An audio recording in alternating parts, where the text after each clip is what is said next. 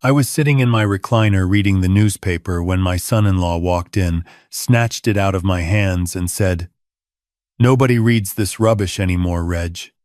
You're embarrassing yourself." On with. Andress, my daughter, was standing right behind him. She didn't say a word. That was the moment I knew something had to change. I'm Reginald Holt. Reg, to anyone who matters. 64 years old, retired civil engineer, and according to the deed sitting in my filing cabinet, the sole owner of a 4-bedroom brick home in Ballarat, Victoria. I'd built a good life in that house. My wife Sandra and I had raised 2 kids there, planted the garden ourselves, repainted the kitchen 3 times because Sandra could never quite settle on the right shade of cream. When she passed from cancer in 2021, I kept the house exactly as she'd left it, not because I couldn't move on, because I wasn't ready to erase her. My daughter Melissa moved in 14 months before any of this happened. She was 36, a registered nurse working long shifts at the base hospital. Her husband, Derek Stanton, 39, was what he called a property developer. In practice, that meant he spent most days on his phone in my kitchen, talking loudly about deals that never seemed to close, wearing shirts that cost more than my weekly groceries. They'd lost their rental in Wendouree when the landlord sold up. Melissa had called me crying on a Tuesday night. I told her to come home. That's what fathers do. I want to be honest with you about something, because I think it matters. I know you're probably wondering why I didn't say something the first time Derek was rude to me, or the second, or the 10th. The truth is that when you love your child more than your own comfort, you make allowances you shouldn't. You tell yourself it's temporary. You tell yourself he's under stress. You tell yourself that keeping the peace is worth more than keeping your dignity. I was wrong about all 3. Derek had been chipping away at my authority in my own home from almost the first week. Small things. He rearranged the furniture in the lounge room without asking. He started answering the front door as if it were his. He'd switch off the television while I was watching it and say he needed to make calls. He referred to the spare room where he worked as my office and complained when I walked past too loudly. But the newspaper incident was different. There was something in the way he grabbed it. Not impatient. Deliberate. Like a man who had decided the performance of respect was no longer necessary. I looked at Melissa. She looked at the floor. I said nothing. I went to my bedroom, sat on the edge of the bed, and stared at Sandra's cardigan still hanging on the back of the chair where she'd left it. I asked her what she thought I should do. The cardigan didn't answer, but I knew what she would have said. She would have said, "Reg, you've been an engineer for 35 years. You don't ignore a structural fault and hope it fixes itself. You find it, you document it, and you fix it properly." So, that's what I decided to do. I didn't sleep much that night. I lay there going back over 14 months of small surrenders, trying to find the pattern I'd been too tired or too sad to see. And the more I thought, the more things started lining up in a way that made my stomach drop. Derek had offered to help me with my banking about 6 months in. I'd thought nothing of it at the time. He said online banking was confusing for older people, and he didn't want me getting scammed. I'd handed over my login details like a fool who trusted his son-in-law. Within 2 weeks, he'd set up a secondary access on his own phone. I'd barely noticed. I started going through my statements on my laptop at midnight.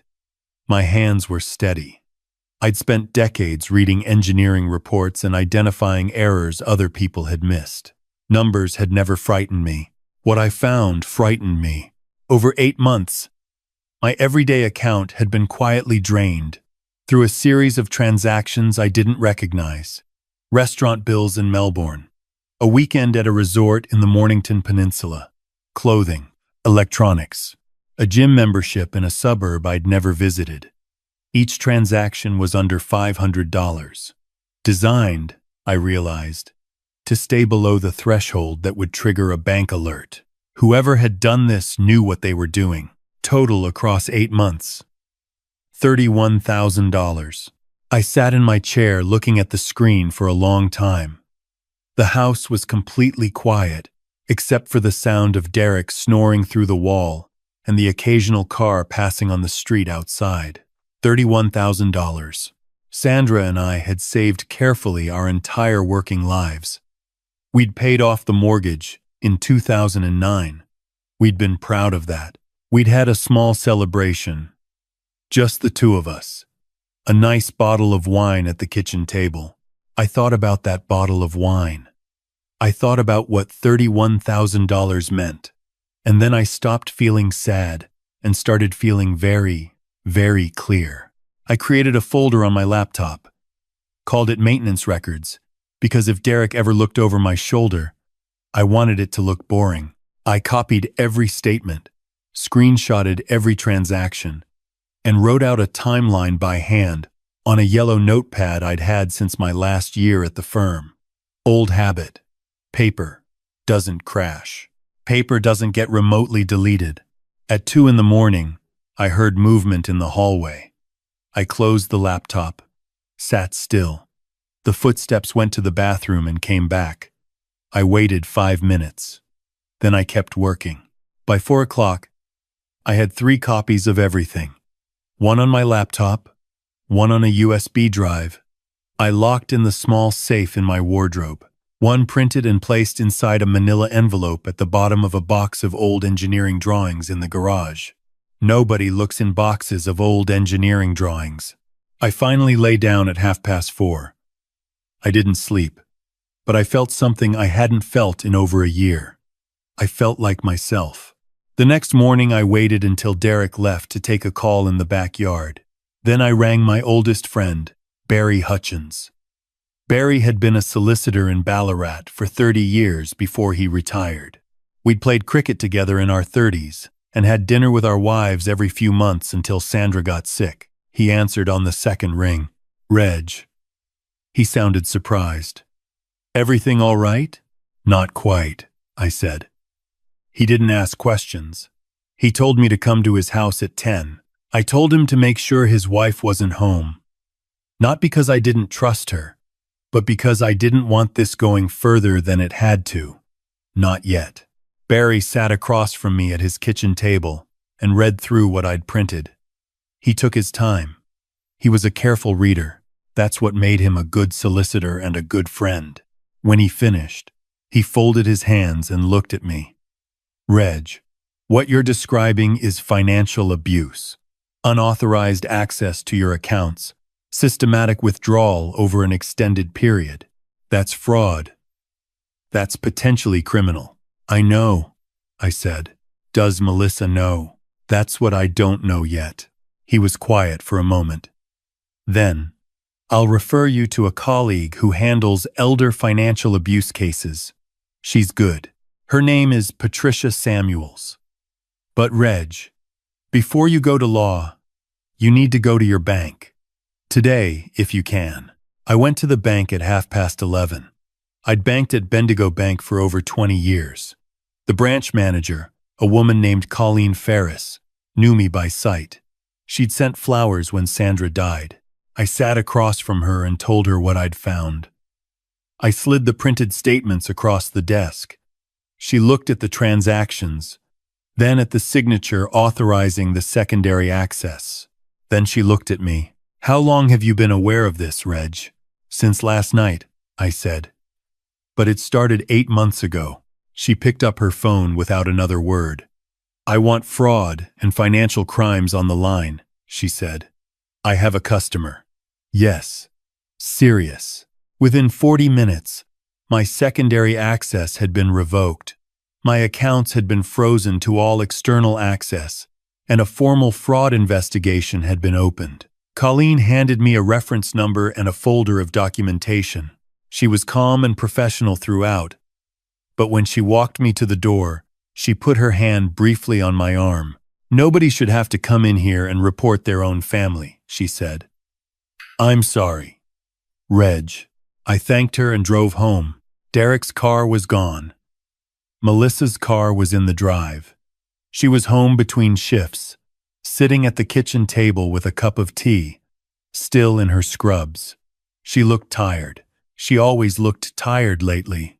She looked up when I came in. "Hey, Dad." "Hi, love." I sat down across from her. I'd thought about how to do this the entire drive home, whether to confront her now, whether to wait, whether she knew or didn't know, and what that meant for everything that followed. In the end, I just looked at my daughter and tried to see the truth in her face before I said a word. She looked back at me. Then, she looked at the folder in my hands. "What's that?" "I need to ask you something," I said. "And I need you to be straight with me." She set down her mug. "Did you know Derek has been accessing my bank account?"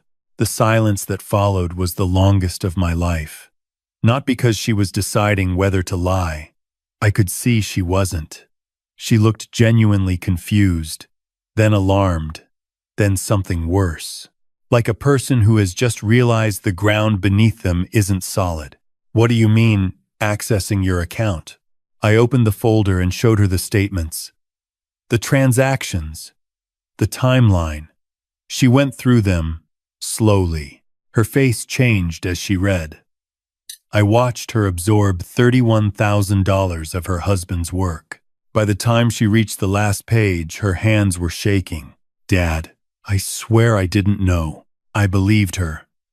A person can be complicit without knowing it, but I also knew that wasn't the whole story. Because nobody steals $31,000 from their father-in-law's account without leaving other traces. And I'd found those traces too. "There was something else," I said quietly. She looked up. I'd found it the night before while going through Derek's email history, which he'd accessed on my home computer and foolishly left logged in. A thread with a woman named Cheryl Briggs, described in her email signature as a retirement living consultant at Sunridge Residential Care in Bendigo. The first email was dated 5 months ago. In it, Derek described me as an elderly relative showing signs of cognitive decline, difficulty managing finances. He'd written, occasional confusion about dates, increasingly resistant to medical advice. He said my daughter and he were concerned about my welfare and wanted to explore placement options. He had written about me as if I were a piece of furniture to be moved to storage. Cheryl Briggs had responded helpfully. She'd explained the process, medical assessments, documented evidence of incapacity, power of attorney, ideally established while the patient was still able to sign. Then, admission. In a follow-up email dated 3 months ago, Derek had written that he was working on getting the appropriate documentation in place. He'd mentioned my home, 4-bedroom brick in Ballarat, good condition, estimated value somewhere around $650,000. He'd written that once placement was secured and power of attorney established, the property could be liquidated within 60 days. Liquidated. That was the word he used. For the house Sandra and I bought the year we got married. I slid those printed emails across the table to Melissa. She read them in complete silence. When she finished, she looked up at me, and her eyes were wet. "Oh, Dad." Her voice broke. "I didn't know. I promise I didn't know any of this. I know, love. He told me you were struggling, that you were forgetting things, that you'd called Melissa twice by the wrong name, and that you'd left the stove on 3 times in a month. I thought he was just being concerned. I thought he cared about you.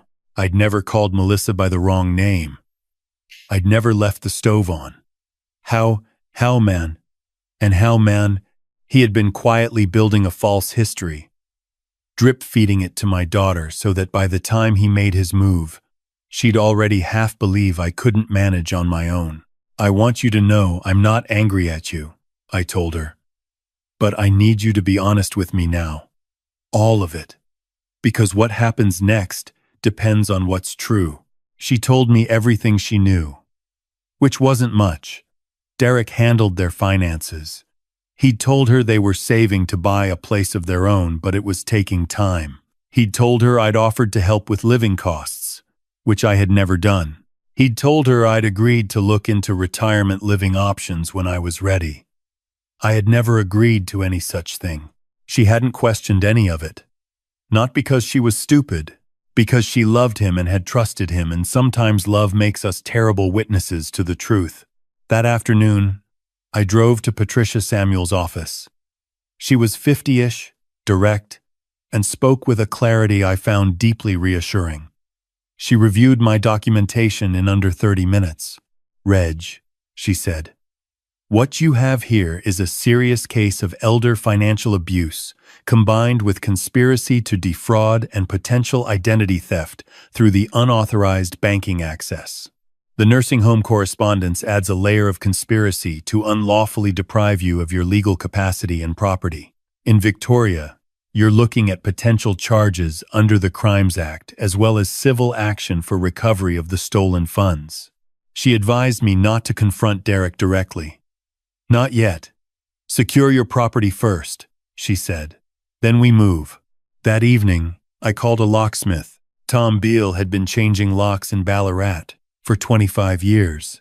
He came the next morning while Derek and Melissa were both at work.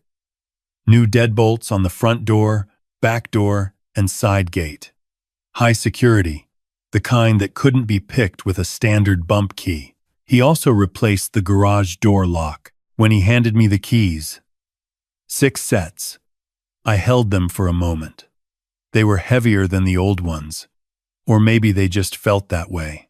I put 1 set in my car, 1 in my safe, 1 in my pocket, 1 in the envelope with the engineering drawings. And I rang Barry and asked if I could drop a set at his house. He said of course, and didn't ask why. Melissa called at 5 to say she was going straight to the hospital for a double shift. She knew about the locks.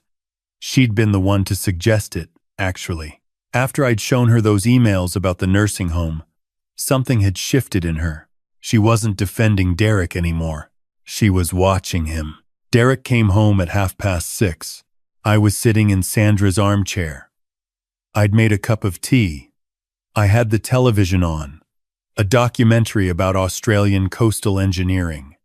I'd turned the volume up just enough. I heard the key in the lock, the scratch of metal that doesn't fit. A pause, then again, then harder, then the doorbell. I sat still and let it ring, more rattling. Then his voice through the door. Reg, open up. Something's wrong with my key." I counted to 30. Then I walked to the door and opened it on the chain. 6 centimeters. No more. He was on the porch looking irritated. The irritation shifted to confusion when he saw the chain. "What's going on? Why's the chain on? Let me in." I looked at him through that narrow gap. "Derek," I said, "I need to ask you something." "Reg, just open the door. It's cold out here." "My name is on the deed," I said. "This is my house, and I've recently discovered some things about my bank accounts that I think you can help me understand." The irritation came back, faster this time. "What are you talking about?" $31,000, I said. "Over 8 months." He stared at me. Then the mask shifted, just slightly. "Enough. You've been confused lately, Reg." He said it carefully. "I've been worried about you. Melissa's been worried. There are some accounts we set up to help you manage your expenses. I can explain it all if you just let me." "The bank fraud team has already opened an investigation," I said. "Patricia Samuels has the documentation.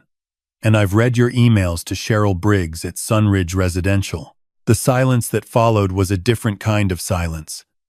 The kind that comes when a man realizes the story he'd been telling isn't the story anyone else is reading anymore. "You went through my emails?" His voice had gone flat. "You left them open on my computer," I said. "In my house." He stepped forward. "The chain held, Reg." His voice dropped. "Don't do this. We're family. I was trying to help you. You don't understand what it's like trying to manage someone who...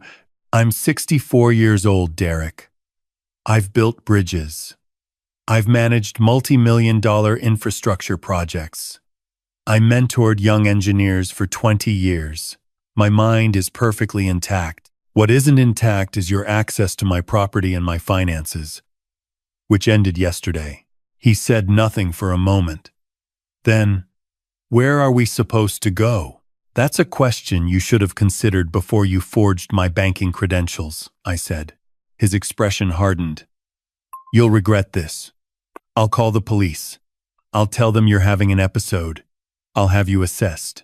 I feel WR. And my taking 26.5. Please do, I said.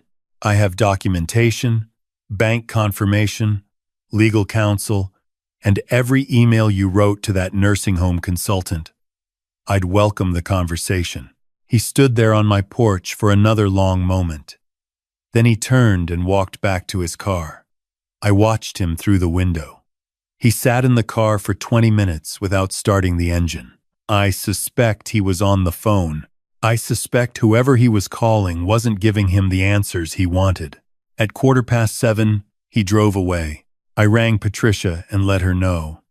She told me to document the time and what was said. I already had. I'd recorded the conversation on my phone from the moment I opened the door. 35 years of engineering had taught me to document everything in real time. You can't add to the record after the fact. The record is only good if it's made when the moment happens.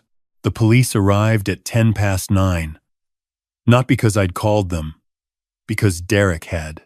2 officers knocked on my door, Constable Rachel Webb and a senior constable named David Park. I invited them in and offered them tea. Constable Webb declined politely. Senior Constable Park accepted.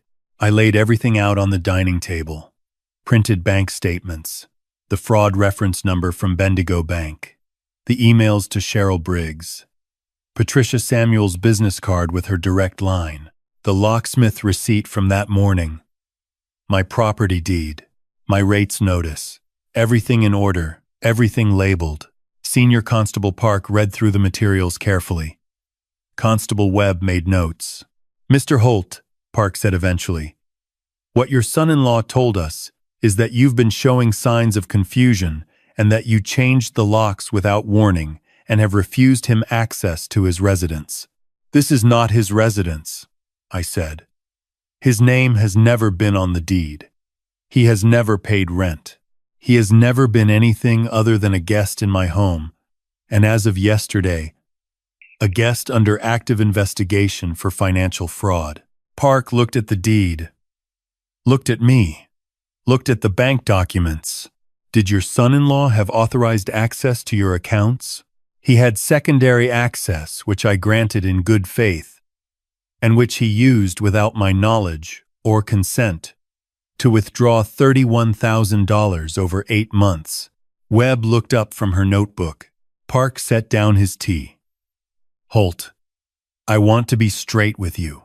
What you're describing constitutes elder financial abuse under Victorian law. The fraud investigation you've already opened is the right step. From our perspective, you have every right to refuse entry to this property. He paused. Do you have any concerns for your immediate safety tonight? None, I said. Derek left earlier this evening, and I haven't heard from him since. He handed me a card with an incident number. If he returns and causes any disturbance, call us immediately. Don't engage. Document everything and call.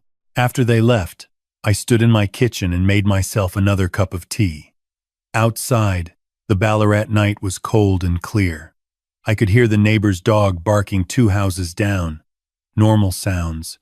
The sounds of an ordinary evening in a suburb where nothing remarkable usually happened. Except that tonight, for the first time in 14 months, I was alone in my own home. Actually alone. The kind of alone that has space in it instead of the kind that presses down on you like a weight. I sat at the kitchen table and thought about Melissa. She was halfway through a 12-hour shift. She didn't know any of what had happened tonight. She would find out in the morning. I didn't know what she would do with it. That question kept me up until 2 in the morning. I'd lie down, drift towards sleep, then come back to it. What would she choose? She was 36 years old, with a husband she'd believed in for 7 years. 7 years of shared history, shared decisions. A version of her life built around a man who had spent the last 8 months stealing from her father and planning to have him institutionalized. When she found out all of it, every piece of it, which way would she fall? I didn't have an answer. I just had to wait and see who my daughter was when her back was against the wall. She came to my door at 8 the next morning, still in her hospital scrubs, overnight bag over one shoulder, looking like a woman who'd been awake all night for reasons beyond a double shift. I could see it in her face. She'd found out. Someone had told her, or Derek had called, or she'd simply put the pieces together in the quiet between patients. I opened the door all the way. She came inside and sat at the kitchen table. I made tea without asking. We sat across from each other in the morning light. He called me at midnight, she said. Told me you'd had some kind of breakdown, that you'd changed the locks and accused him of stealing and that the police had come. She paused. He said you needed to be assessed. I put my hands around my mug and waited. I told him I knew about the bank accounts, she said. I told him I'd seen the emails about Sunridge. She looked at the table. He tried to explain it. He said the money was for household expenses. He said the nursing home inquiry was just research, just in case. He said you'd been declining and I hadn't noticed because I was too busy at work. And what did you say? She looked up at me. I told him I wanted a separation. I didn't say anything. I just looked at my daughter. She started crying. Not loudly. The quiet kind of crying that comes when a person has been holding something for a long time and can finally let it go. I got up and sat beside her and put my arm around her, and she leaned into me the way she used to when she was small and something had frightened her at school. I'm so sorry, Dad. I kept telling you he was just stressed. I kept saying you were being too sensitive. I saw how he spoke to you and I let it go because I didn't want to face what it meant. You faced it when it mattered, I told her. She shook her head. Not soon enough. I want to tell you something honestly, I said. Not to make you feel worse. Because I think it's important. The signs were there. They were small at first. Too small to act on, maybe. But they were there. The moment someone starts managing your relationship with another person, starts telling you what that person thinks and feels and needs, starts building a case for why you should see things a certain way. That's the moment to start asking questions. Not later. Right then. She listened. You couldn't have known about the bank accounts, I said. That was hidden deliberately. But you did know, somewhere, that something wasn't right. I think you knew the day he grabbed the newspaper out of my hands. I think you knew and you were frightened of what you'd have to do if you admitted it. She was quiet for a long time. Then she said, yes, that was enough. 3 weeks passed before the formal charges were laid. Patricia Samuels was thorough. The fraud team at Bendigo Bank had found 3 additional transactions I'd initially missed, bringing the total to $34,260. Derek had been careful but not quite careful enough. He'd transferred several amounts to an account registered in his mother's name, which opened a secondary investigation. He was charged under the Crimes Act with obtaining financial advantage by deception, identity theft, and unauthorized access to financial accounts. The correspondence with Cheryl Briggs at Sunridge formed the basis of a separate investigation into conspiracy to fraudulently obtain power of attorney. When Barry called to tell me, I was standing in Sandra's garden deadheading the roses. She'd planted them in 2007, and I'd been keeping them going ever since. How are you feeling? Barry asked. Tired, I said, relieved. Sad about some things. That's about right. I want to say I felt triumphant. I want to say it felt like justice and it felt good. But the truth is it mostly felt quiet. Like something that had been vibrating at a very high frequency had finally been switched off. Not loud, just still. Melissa stayed with me for 2 months after Derek moved out. She slept in her old room. We had dinner together most nights. We talked more in those 2 months than we had in the entire 14 months she'd been living with Derek under my roof. She told me about her work. I told her about engineering projects I'd been involved with that I'd never thought to mention before. We watched documentaries. I let her pick. She found an apartment in Ballarat's north in the new year. Affordable, close to the hospital, her own. When she showed me photos on her phone, she held the screen out to me with a kind of quiet pride I recognized.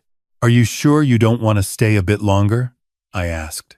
"I need my own place, Dad," she said. "I need to remember who I am when I'm not defined by someone else." She visits every Sunday. She brings good coffee from the place on Sturt Street. We sit in the garden when the weather allows it. It's been good weather lately. A few months ago, at the suggestion of a social worker I'd spoken to during the investigation, I started a small, informal group for older residents in my area who'd experienced financial abuse or family conflict around housing. We meet fortnightly in the community hall near the botanical gardens. There are 11 of us now. Some have stories worse than mine. Some are still in the middle of theirs. I sit in that hall twice a month and I listen. And sometimes I say what I wish someone had said to me before all this started. You are allowed to say no in your own home. You are allowed to ask questions about your own money. You are allowed to expect honesty from the people you love without being made to feel that asking for it is an act of aggression. Dignity is not something another person can take from you. It can only be surrendered.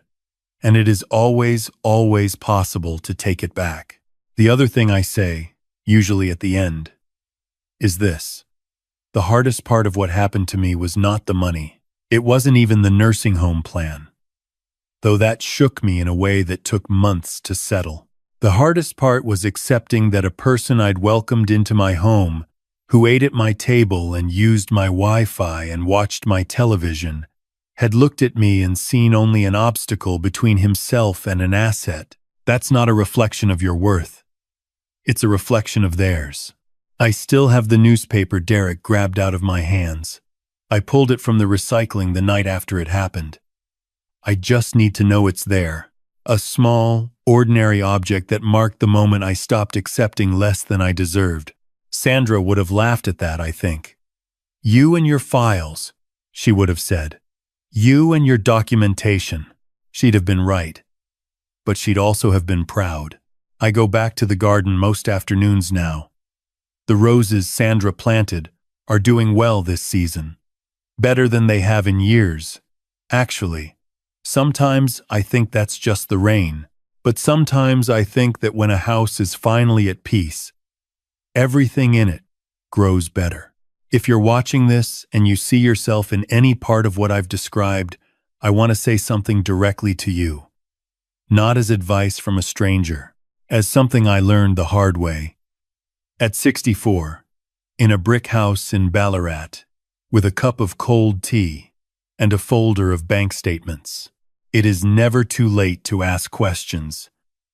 It is never too late to pick up the phone. It is never too late to say, "This is my life. This is my home. And I will not be moved from either without my full and free consent." And if the people who love you are the real ones, they will understand. They will sit across the table from you in the morning light, and they will say, "Yes, you were right. I'm sorry it took me this long to see it." That moment, when it finally comes, is worth every hard thing that led to it. 4 months and 10 that alongs